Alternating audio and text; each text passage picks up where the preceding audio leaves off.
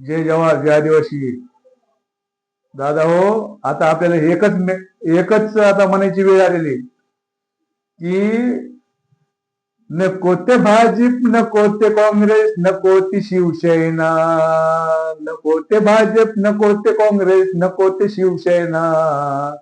माझा आदिवासी दादा तू जाग हो ना, माझ्या आदिवासी दादा तू जाग हो ना. नको ते भाजप, नको ते काँग्रेस, नको ती शिवसेना. माझ्या आदिवासी दादा तू जाग हो ना. बांधव हो, मला ह्या दोन कडव्याच्या माध्यमातून तुम्हाला मी एकच सांगू इच्छितो की बाद झालं बाबा हो. आतापर्यंत आपल्याला ज्या बी हे ऐकून मागचे जे बी सरकार झाले, आता जे बी सत्तेमध्ये आहे त्यांनी आपल्याला फक्त गाजर दाखवायचं काम केलेलं आहे.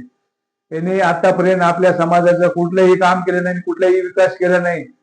किंवा हे आश्रम शाळामध्ये जे मुलं शिकतात त्यांच्याकडे प्रॉपर लक्ष नाही, किंवा त्यांना ते शिक्षण घेतायत, शिक्षण घेतल्यानंतर काय होतं त्यांच्या पुढे त्यांना नोकरी लागते का नाही लागते हे कोणाला देणं काही माहित नाहीये. आणि आपण आपल्या मुलं आदिवासी समाजाने नाही हक्कासाठी जर लढाई करण्यासाठी जर पुढे जर आले तर ते सरकारचं असं म्हणणं आहे की तुम्ही आंदोलन करू शकत नाही आणि उपोषण पण करू शकत नाही. म्हणजे दुसऱ्या समाजाला एक न्याय आणि आदिवासी समाजाला हा एक न्याय, हे सरकारचं काय धोरण आहे? मला मला असं या सरकारला असं करायचंय काय? तर मग या व्हिडिओच्या माध्यमातून तुम्हाला एकच सांगू शकतो, माझ्या आदिवासी समाज तमाम माझ्या समाजासाठी की बाबा हो, आपण आता जागरूक होण्याची गरज आहे. कारण काय माहितीये का की आज कुठलंही सरकार आपल्याला न्याय देण्याच्या मनस्थितीत नाहीये, किंवा आपला आवाज त्यांच्यापर्यंत पोहोचत नाही, किंवा आपला जाणून बुजून सरकारला कुठलाही आपला आवाज ऐकायचा नाही. मला एक सांगा तुम्ही की आपण फक्त घोषणा देतो जेल आणि जंगल, आपल्याला जेल बी नाही राहिलं, जंगल बी नाही राहिलं. आणि बरेच ठिकाणी असं झालं की आपले जे आदिवासी समाजाचे जे आहेत, समजा आपल्या माता बहिणी जे आहेत किंवा बंधू आहेत, की यांच्याकडे हॉस्पिटल मध्ये उपचार करण्यासाठी सुद्धा पैसे नाहीत, अशी अवस्था झालेली आहे. आणि एक दिवस जर काम नाही केलं तर यांचे खाण्याचे पण प्रॉब्लेम आहेत काय. पण सरकारला जाणून बुजून आदिवासी समाजाचा विकास करायचा नाही. बाकी समाजाचं काही धर्म आंदोलन किंवा उपोषण झालं तर सरकारचं शिष्टमंडळ तिथं तास 2 तासात तिथं जाऊन पोहोचतं आणि त्यांची भेट घेतं. पण इथं आदिवासी समाजाचे मुलं आणि मुले उपोषणाला बसलेत.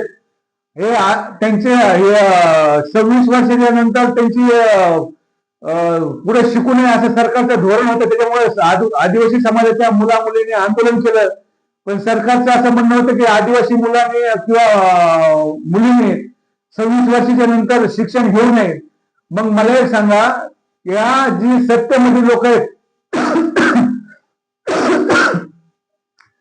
किंवा हे आमदार खासदारचे जे लोक आहेत किंवा जे मंत्र्याचे लोक आहेत, त्यांच्या मुला मुलीला त्यांना शिकण्यासाठी परमिशन आहे, किंवा त्यांनी कधी पण शिकू शकतात आणि कितीपर्यंत पण शिकू शकतात. फक्त आदिवासी समाजाच्या मुलांनी आणि मुलींनी शिकू नये, हे सरकारचं धोरण आहे का? सरकार फक्त बघायची भूमिका बघतं का? आणि आदिवासी समाजाला तुम्ही अजून किती दिवस अजून अंधारात ठेवणार आहेत? आता आदिवासी समाजाचे सहनशक्ती संपलेली आहे. आदिवासी समाजाच्या लक्षात आलेलं आहे की प्रत्येक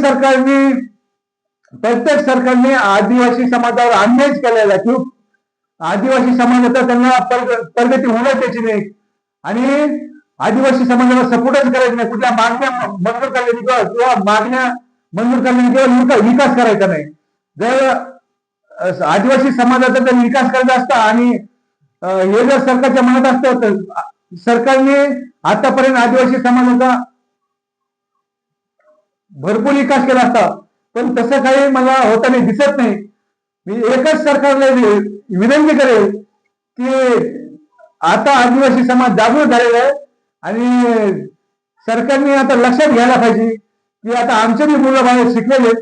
कारण तुम्हाला जर असाच अन्याय आदिवासी समाजावर करायचा असेल, मला एक सांगा, तुम्ही एवढं बजेट येतं आदिवासी समाजासाठी, सरकारला माझं एकच म्हणणं आहे की आदिवासी समाजाचं बजेट कुठे आहे? काय आदिवासी समाजाचा विकास सरकारने ते दाखवून द्यावा.